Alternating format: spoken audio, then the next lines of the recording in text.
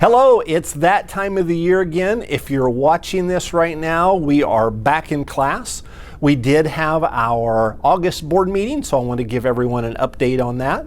First of all, under consent agenda, we did have bills totaling $7,151,410.42.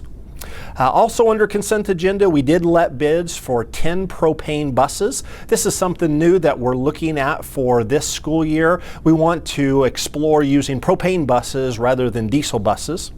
Also related to that, we are going to let bids for the pricing of propane fuel for the 1920 and the 2021 school year.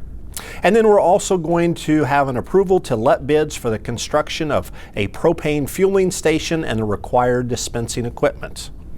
Under Superintendent's report, mostly what I talked about was the start of the school year, and I do want to tell everyone thank you for all that you do. We are having a great start to the year. The buildings look great, so a lot of credit goes out to our grounds department and all of our custodians in our buildings.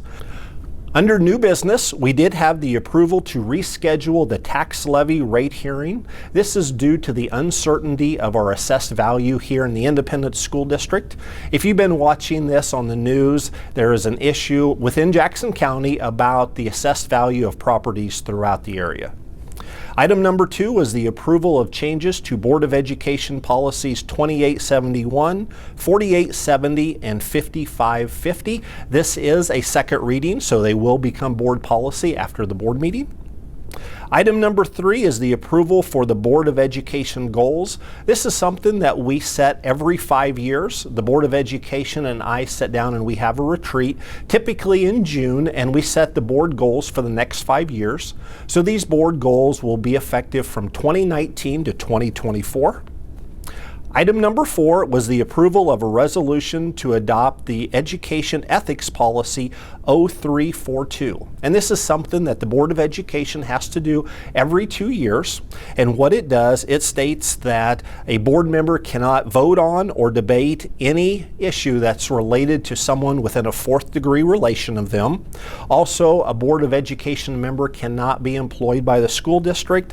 And lastly, it states that a board member must always conduct themselves in a way that reduces a conflict of interest. Item number 5 was the approval to set the district tuition rate for the 2019-2020 school year.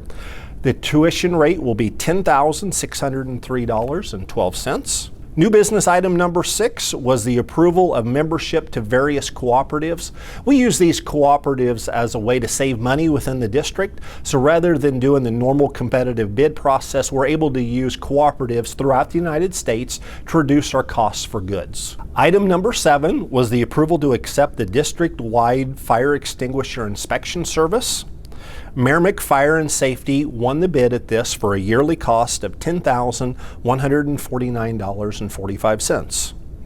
Item number 8 was the approval to accept a proposal to purchase metal shop equipment for Van Horn High School.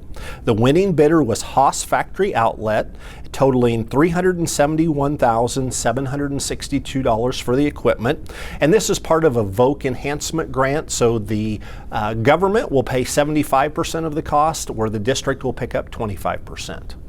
And that is the end of our agenda for the August board meeting. It was a rather short meeting this month. So what I would like to say, first of all, is again, thank you very much for all that you do for kids, and let's have a great school year.